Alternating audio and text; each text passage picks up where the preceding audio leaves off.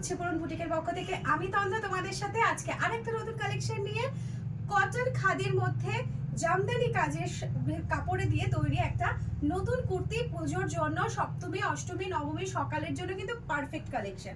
তোমরা এটা আরামসে কিন্তু পরে দিনের বেলা ঘুরতে পারো। দেখতেও কিন্তু দেখতে পাচ্ছ ভীষণ সুন্দর।